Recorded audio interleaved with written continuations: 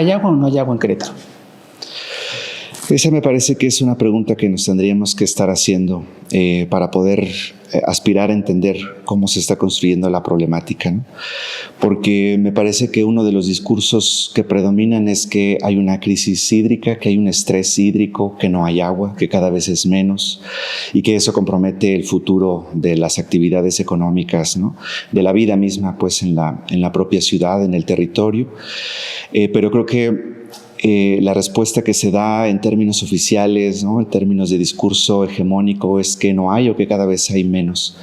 Sin embargo, creo que la respuesta implica una reflexión un poco más profunda, sobre todo a partir de preguntas que creo que son muy sencillas de plantearse, más no de responder, ¿no?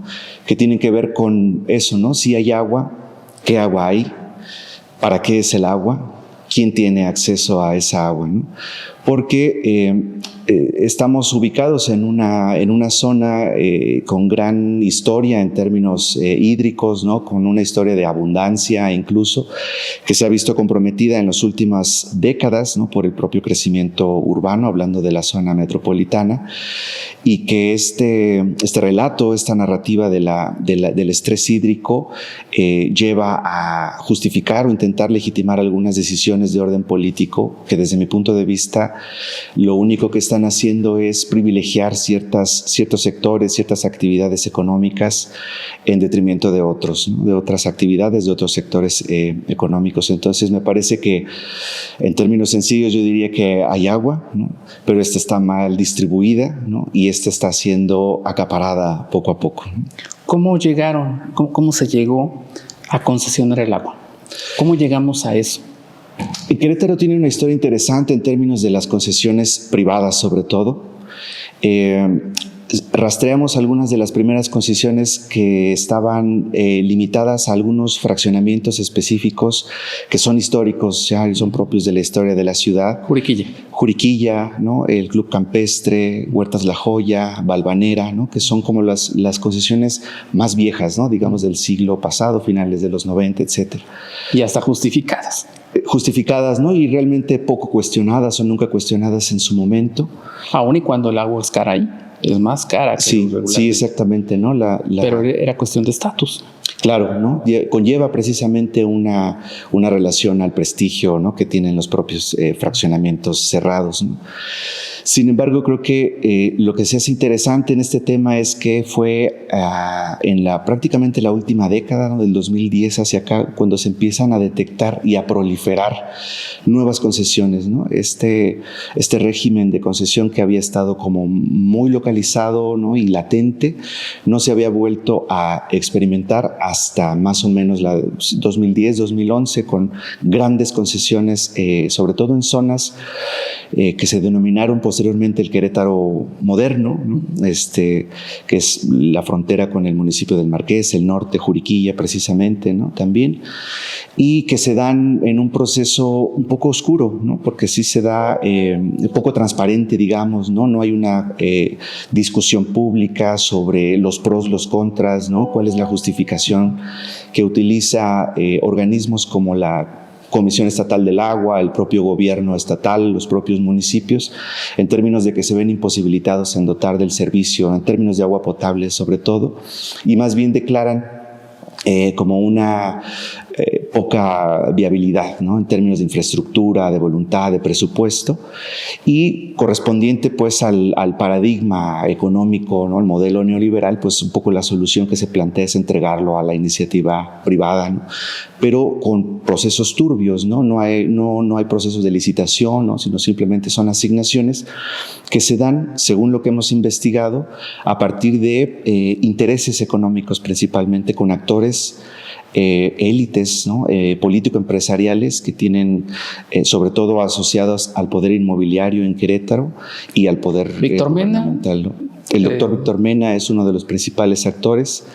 Jessica Luskowski. Así es, también, ¿no? Ellos, curiosamente, son los dueños, digamos, de estas grandes inmobiliarias, ¿no? De las más poderosas en Querétaro, y que en los documentos de concesión, en los registros públicos, ¿no?, de la propiedad y el comercio, aparecen justamente estas familias, estos apellidos, estos actores, sus hijos, ¿no?, digamos sus redes familiares, como nuevos gerentes, ¿no?, como los concesionarios, los dueños, digamos, de estas empresas operadoras privadas, ¿no?, que se empiezan. Y luego ni aparecen ellos, ¿no? Sí, exactamente, ¿no? Es muy interesante cuando uno va a los documentos, como pues aparecen nombres que a lo mejor uno no identifica, ¿no?, de primera mano, pero cuando empiezas a hacer como el seguimiento de las redes de poder, de las redes de alianzas políticas, familiares, encuentra uno que siempre hay alguna relación en términos de parentesco también, pero en términos de compadrazgo político, ¿no? Son casi todas las, o por lo menos las más importantes en términos de dimensión territorial, las más grandes, están ligadas a un pequeño grupo de familias. Poder. ¿Cuántas concesiones tienen detectadas? Hasta el 2022 hicimos un ejercicio de mapeo junto con algunas otras plataformas de periodismo de investigación, el Museo Bajo Tierra, del cual formo parte. Hicimos una actualización, un mapeo, ¿no?, por la zona metropolitana, y ubicamos 22 concesiones. Entiendo que apareció una o dos más en estos años, pero son 22 seguras, pues, las que tenemos. ¿Relacionadas con quién? Hay algunas que no hemos tenido como la capacidad de investigación para poder afinar la mirada sobre algunas que son muy pequeñas, porque los documentos de concesión son muy diferentes, son difíciles de interpretar y muchas veces son parciales, es decir, no, esconden como cierta información. Entonces cuesta trabajo ubicar quiénes son, incluso en dónde están, ¿no? Por lo general los documentos de concesión deberían de tener un polígono con coordenadas, ¿no?, específicas para poder ubicar en dónde están situadas, pero muchas de ellas no las tienen, ¿no? Manejan un punto y de ahí queda, digamos, a la especulación saber conocer la magnitud. Qué terrible, ¿no? Sí, ¿no? Es muy impresionante porque es una cuestión en donde se está jugando, pues, un bien común, ¿no? Un bien natural como el agua, el derecho humano, y que está bajo criterios poco claros, digamos, para el escrutinio, ¿no? ¿Es la zona conurbada la principal dadora de esas concesiones? O sea, sí. El Marqués, Querétaro, Huimilpan y Corregidora. Y Corregidora, precisamente. Sí, ubicamos que es justamente en donde está naciendo, digamos, la ciudad, hacia donde está creciendo, donde se ve la inercia y la dinámica más potente de crecimiento urbano, es en donde está justamente un poco, decimos, los territorios como en disputa, ¿no? Y por supuesto con sus propios componentes, el agua entre ellos, porque es el espacio en donde se están construyendo los nuevos fraccionamientos residenciales, las nuevas zonas industriales, que son, incluso es interesante ver cómo son tierras que fueron compradas, que fueron adquiridas desde hace décadas, ¿no? Incluso tienen muchos años, aunque todavía no existía algún proyecto, digamos, no había incluso infraestructura carretera que los conectara. Qué visionarios exactamente, ¿no? Tenían como una planeación como muy clara de hacia dónde. Y la gente de las comunidades urbano-populares o urbanas, campesinas, lo detectan, ¿no? Ubican quiénes han ido comprando, ¿no? Desde cuándo.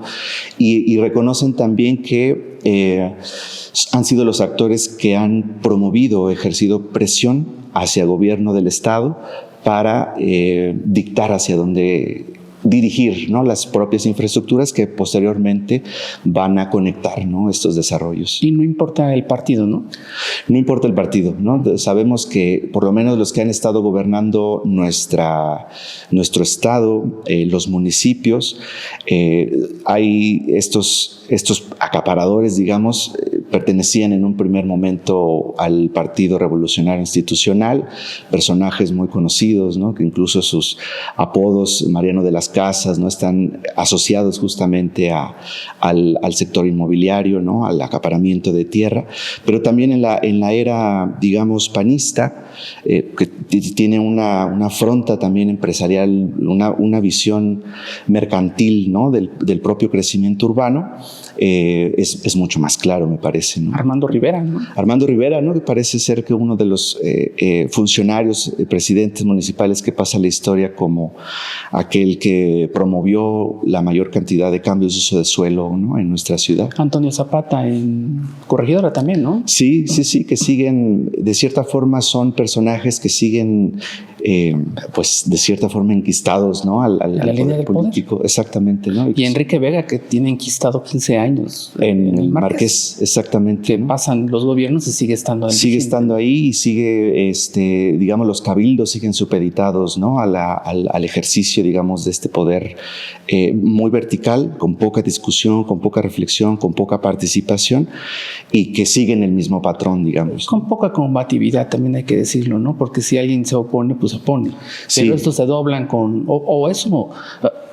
¿Podríamos entender tanto cambios de uso de suelo sin corrupción?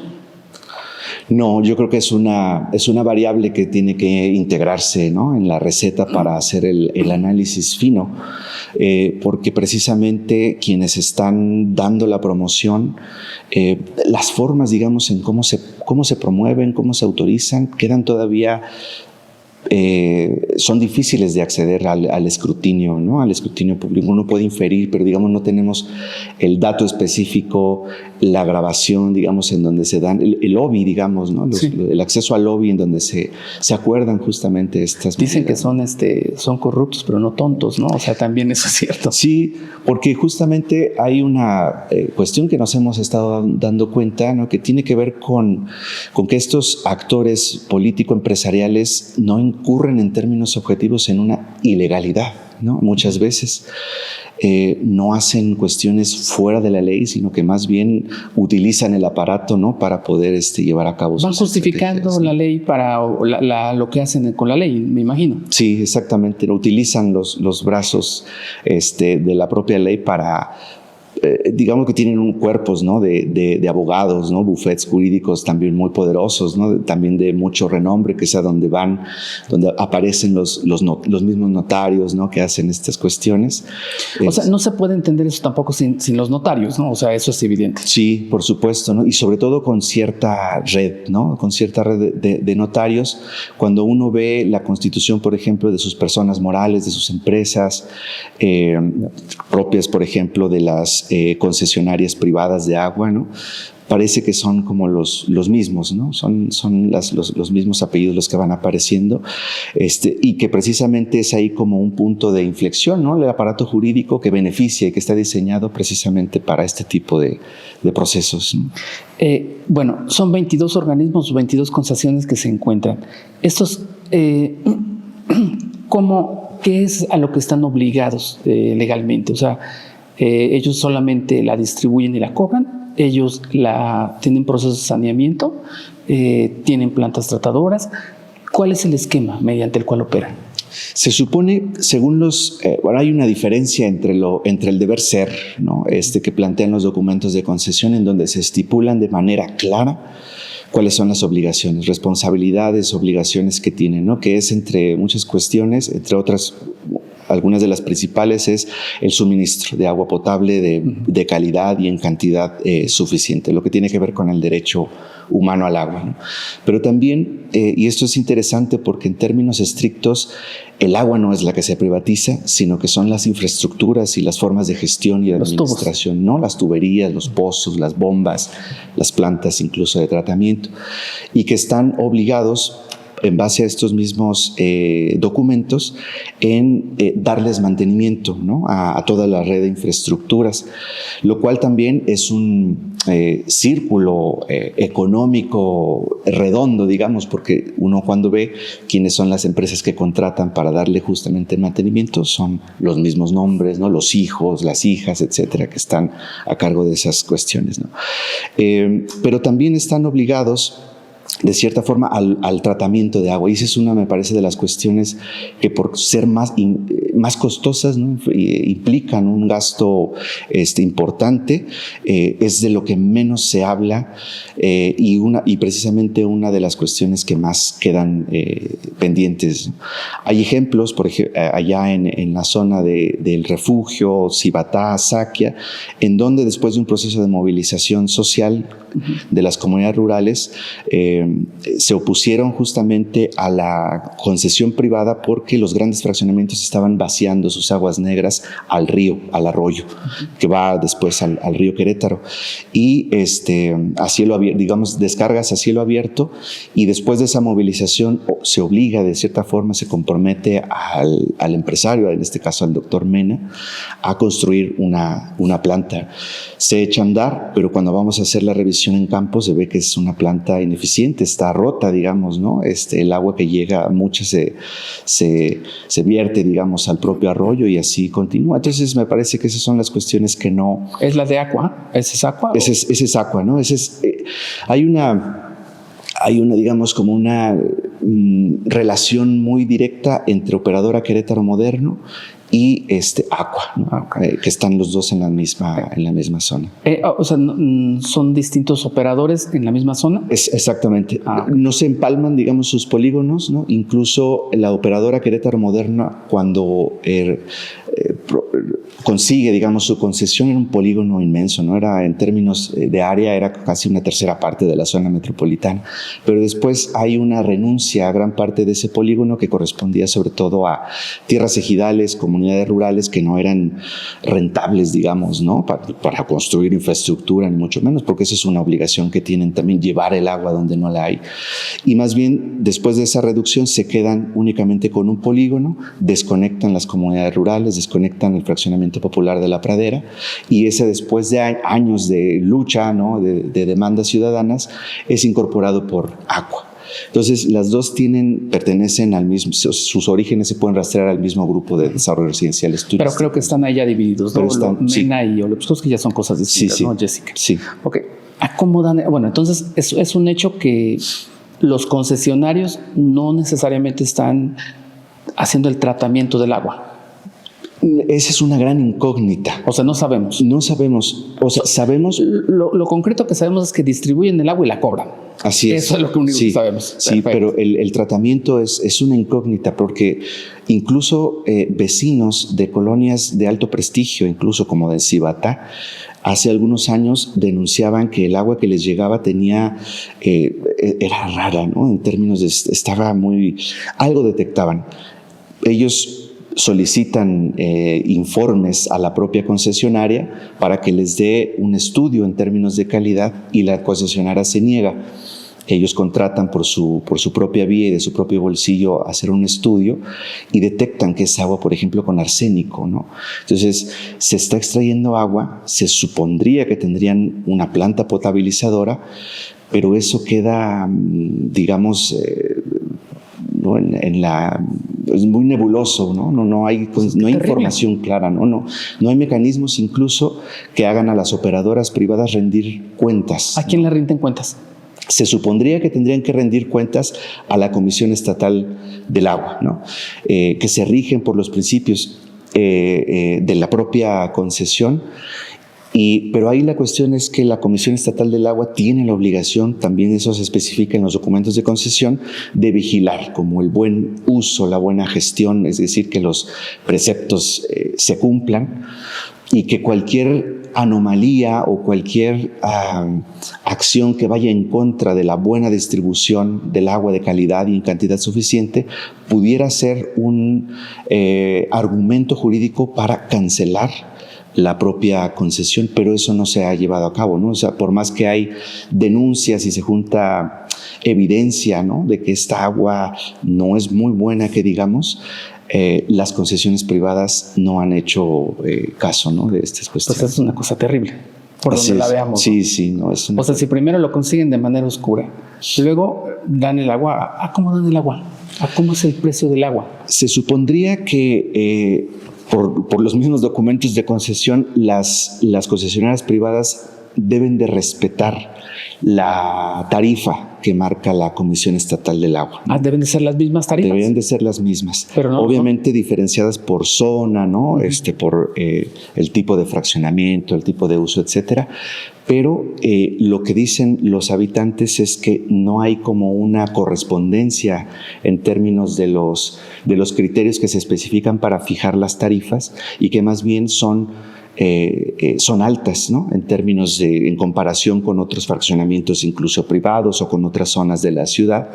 Entonces tampoco hay como una regulación clara ni cuentas claras de cómo se están fijando los criterios. Además que las propias administraciones de los condominios fijan cuotas, por ejemplo, para el riego de los parques.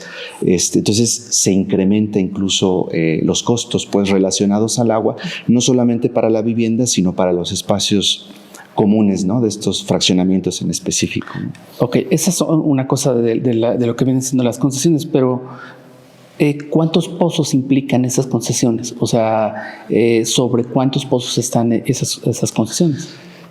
Depende. Es que esa es justamente una de las grandes preguntas e incógnitas, ¿no? Que nosotros nos hemos acercado al tema, no lo hemos podido clarificar como para poder hacerlo público, porque existe una cuestión que algunos le llaman el mercado negro del agua, ¿no? Son pozos que antes, por ejemplo, eran de uso agrícola o pecuario, que eran parte de los ejidos, ¿no? De estas zonas en donde está creciendo la ciudad. Y que después, cuando esas tierras se venden y se amplían los polígonos para zonas industriales o para zonas residenciales, el uso obviamente cambia, ¿no? Ya no es un uso agrícola ni pecuario, sino es un uso urbano. Pero a veces las concesiones, digamos, no se actualizan. Y cuando uno va al Registro Público de Derechos de Agua, que es la base oficial, te encuentras con títulos, ¿no? De concesión de hace muchos años que continúan teniendo el criterio de uso agrícola o pecuario, pero que hoy tienen otro uso, ¿no?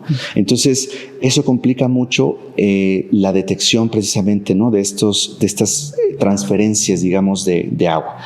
Eso aunado a que de lo que sí se tiene, por ejemplo, dato es que una de las principales argumentos para la construcción de lo que es el Acueducto 2 era dejar descansar el sistema acuífero Valle de Querétaro, ¿no? Y dejarlo descansar implicaba cerrar 40 pozos, ¿no? Para que se pudiera recargar, ¿no? Porque se veía que ya había hundimientos, ¿no? Que es un acuífero sobreexplotado. Entonces, la obra del Acueducto 2 se construye bajo esa argumentación, pero no solamente no se dejan descansar esos 40 pozos, sino que se abren nuevos, ¿no? Estamos hablando de más de 130 nuevos pozos del 2012 para acá, y que cuando uno se acerca a ubicar qué usos tienen y en manos de quién están, la mayoría son asignaciones a privados, ¿no? Entonces es un argumento, digamos, falaz, ¿no? Porque esto de dejar descansar el acuífero para que haya recarga, ¿no? Para asegurar agua para el futuro, no se está llevando a cabo, ¿no? Y no se rinde cuentas justamente de eso, ¿no? O sea, no tenemos ni siquiera claridad sobre cuántos pozos están las concesiones. Exacto, ¿no? Y sobre todo es por eso, porque las bases de datos no están actualizadas. A propósito también, ¿no? Claro, ¿no? Claro, ese es uno de los grandes pendientes, ¿no? Que tendrían que tener las nuevas administraciones federales incluso, ¿no? Porque con agua, por ejemplo, ¿cuál es el balance que ustedes tienen sobre la actuación de los delegados federales? Nuestro balance es negativo, ¿no? Porque me parece que Conagua es una de las instituciones que no ha estado a la altura de la supuesta transformación de la administración federal, en términos de que en esa institución siguen enquistadas viejas prácticas y se tocan muchos intereses, ¿no? A nivel, digamos, nacional. Entonces, esta resistencia que se ha tenido, por ejemplo, a apoyar una nueva iniciativa de ley de aguas nacionales, ¿no? Que sea apoyada o que está siendo promovida por diferentes actores sociales, ¿no? Que están en territorio, ¿no? Incluso organismos académicos, ¿no? En fin, ha sido como demeritada. Y más bien lo que vemos es que es una comisión cuyos representantes más bien han frenado este tipo de iniciativas y han como delegado, ¿no? al que viene, ¿no? Como que se han pasado la bolita sin resolver prácticamente nada, ¿no? ¿Vistos de corrupción? Pues sí, no, porque en realidad es una cuestión de omisión, ¿no? O una vez más, creo que yo, de lobby, ¿no? Que se hace para justamente frenar estas iniciativas, y que yo pienso que sí tiene que ver con mecanismos de corrupción, ¿no? O sea, en el plano local tenemos a la CEA, que también no es un organismo muy transparente, que digamos, y en el plano federal, Conagua, que tampoco aporta grandes datos. Sí. O más bien se convierte en un gran obstaculizador de saber qué está pasando. Claro, sí, en ambos lados, ¿no? en ambos aspectos. Cuando hemos solicitado información, ¿no? Vía los portales de transparencia, etcétera, es sintomático, no entregan nada, más bien dan cierta información que es redundante, que ya se tiene, ¿no? Etcétera, pero cuando queremos llegar al centro neurálgico, digamos, que nos puede ayudar para entender cómo se distribuye, ¿no? En manos de quién, si hay agua o no hay agua, con esta pregunta de la que partías, ¿no? Si hay agua o no hay agua, en manos de quién está esa agua, y para qué se utiliza esa agua, nos encontramos con paredes. Entonces hay que responder de forma distinta, ¿no? En términos de construir esos datos, yendo al territorio, porque la gente normalmente que habita el territorio es la que sabe, ¿no? La que tiene la historia de las infraestructuras hídricas, de estos cambios, ¿no? Pero es muy difícil tener como una panorámica exacta de toda la periferia, en este caso metropolitana, ¿no? Y bueno, me parece que es un panorama bastante complicado, bueno, si no es que de terror, porque no sabemos nada, o sea, estamos en una cosa donde no sabemos nada. Pero ¿esto en qué nos va a afectar? O sea, usted, desde la visión sociológica, ¿qué está pasando? ¿Qué está pasando con el agua? Pues es una cuestión que debe de enmarcarse, decimos, no solamente a nivel nacional, ¿no? A nivel mundial, decimos a nivel civilizatorio, ¿no? Es recurrente esta narrativa de que el agua va a ser un bien en disputa, o está siendo un bien en disputa para las décadas que vienen, ¿no? Porque es un bien escaso, aunque se problematiza como una escasez provocada, ¿no?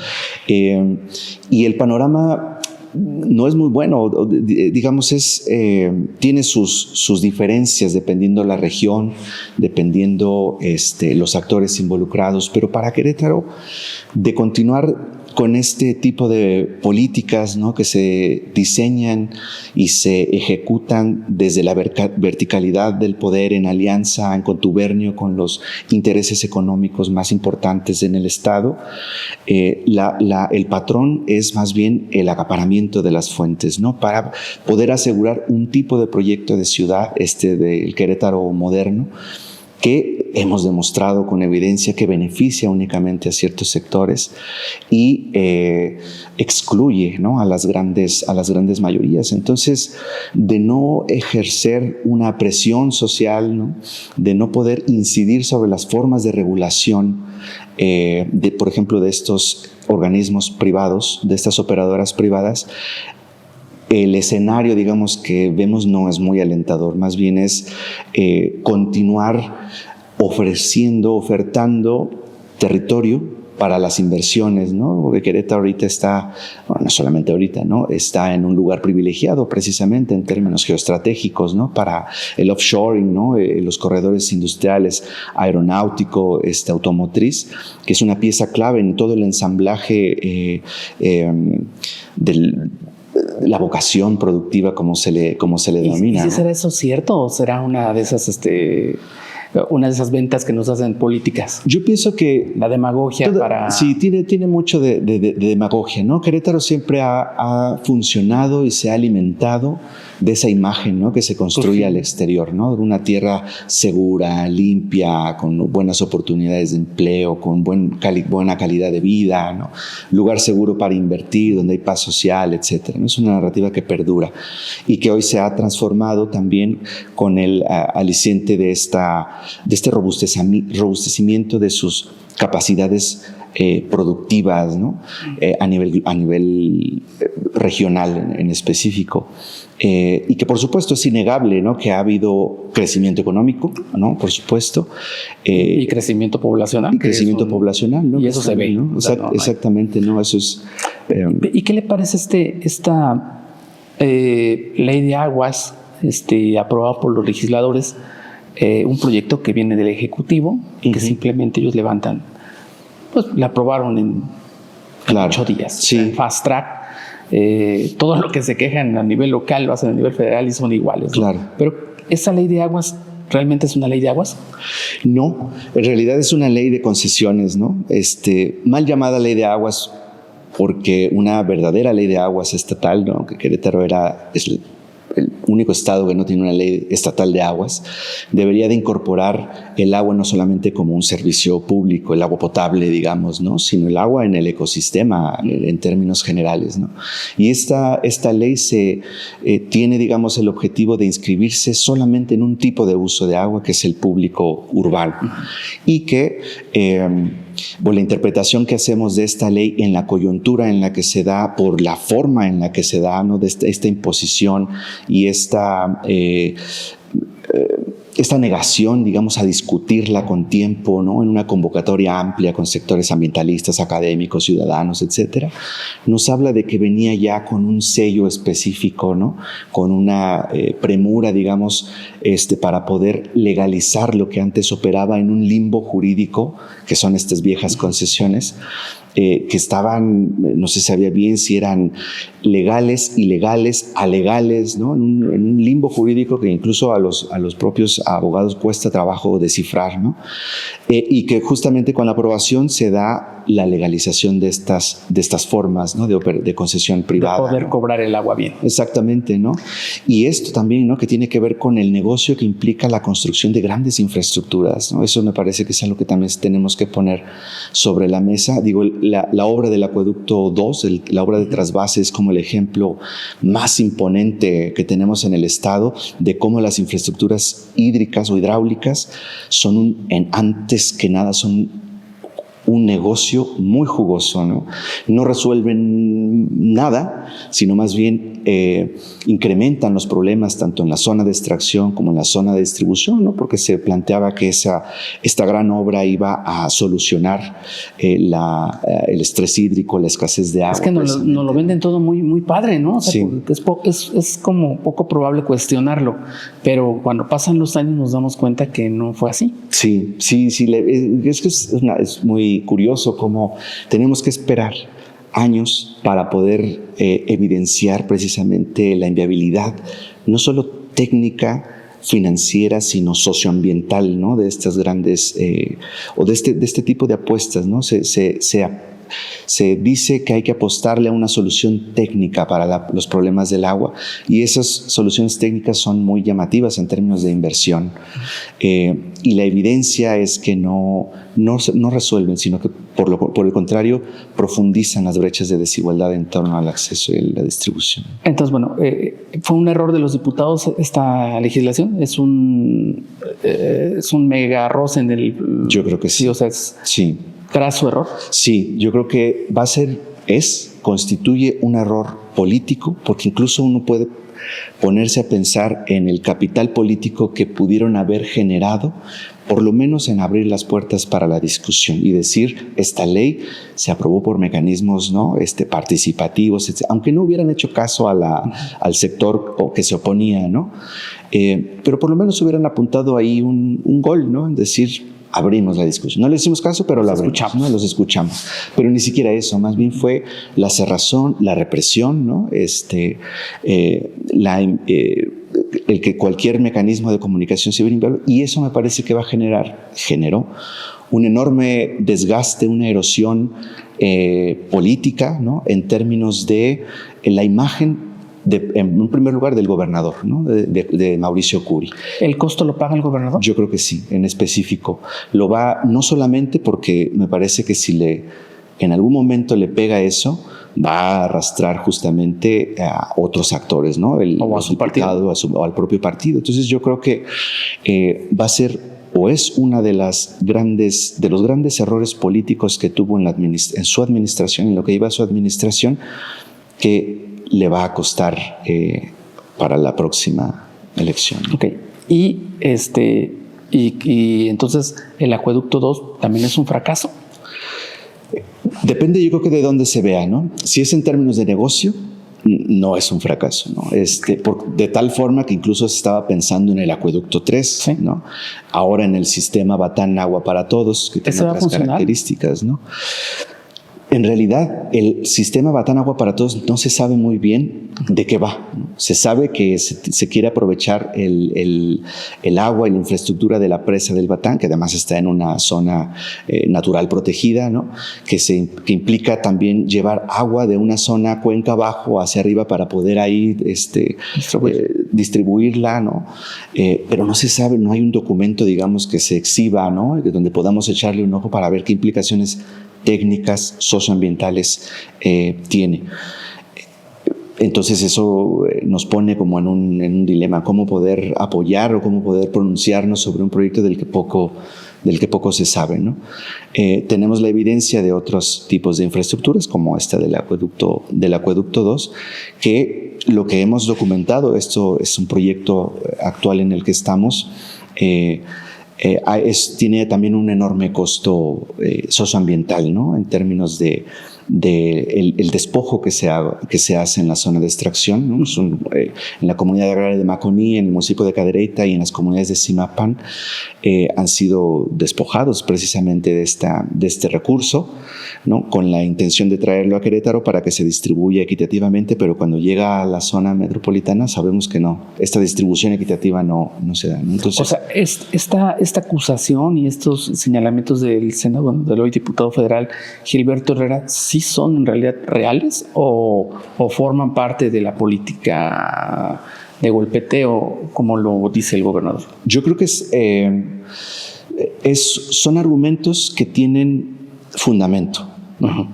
Porque hasta donde yo sé, el senador ha estado en territorio y ha acompañado a algunas de las organizaciones que justamente se opusieron en su momento al acueducto 2 y que todavía están esperando que se resuelvan las promesas de aquel entonces, ¿no? Obviamente eso presenta un capital político, ¿no? En términos de utilizar, la palabra es compleja, ¿no? De utilizar esa narrativa para poder erosionar justamente, ¿no? En esta carrera política propia, ¿no? de la clase, ¿no? De la clase política. Entonces yo creo que no son argumentos desde mi punto de vista inventados, ¿no? Okay. Sino que tienen un fundamento real, pero que puede, por supuesto, ser utilizados, ¿no? Para los propios fines que tiene el político electoral. Exactamente, ¿no? Ok. Y yo quisiera finalizar. ¿Cuál es la visión que tiene usted acerca de cómo se ha tratado el problema del agua en escolásticas, en el mismo Maconí? Uh-huh. Y si las comunidades de la sierra donde no hay agua, ¿cómo han sido vistos, cómo han sido tratados por el gobierno? ¿Cuál es el análisis que tiene? Pues, y también de derechos humanos, porque claro, pues parece ser que aquí no actúa. Sí. O sea, le cuesta mucho trabajo. Sí, pronunciarse. A Javier Rascado, ¿no? Sí, lo vimos pues con la aprobación de la ley y sobre todo con la manifestación que hubo afuera de las oficinas de la CEA, ¿no? Con esta evidente represión, ¿no? Con ese uso excesivo de la fuerza pública, ¿no? Muy violenta, muy virulenta, y que esperábamos realmente que hubiera una postura contundente, ¿no? Por parte de los organismos que se supone que están aquí para defendernos. Sin embargo, lo que vimos fue más bien una alineación, ¿no?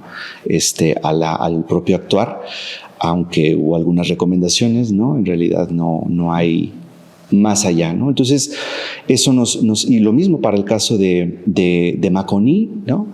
Lo mismo para el caso de Escolásticas, lo mismo para el caso de Santiago Mezquititlán, lo mismo para La Pradera en su momento, ¿no? Es decir, donde están estas experiencias que surgen a partir de conflictos, ¿no? Que son ciudadanos que están organizándose para poder solucionar sus problemas fundamentales, ¿no? De abasto de agua. pero que incluye un componente de oposición, ¿no? Político, digamos, abierto. La respuesta, me parece que de esta administración ha sido la cerrazón, ahí sí, el golpeteo, ¿no? Fuerte en términos de deslegitimar esas propuestas y más bien de generar estrategias pues de contrainsurgencia prácticamente, ¿no? La cuestión del encarcelamiento, ¿no? De la tortura, de los golpes, etc., de la fuerza, del uso de la fuerza pública implica o tiene efectos en la desmovilización también, ¿no? Porque uno tiene incluso ya sus reservas para poder salir a la calle, ¿no? Porque sabe cómo responde.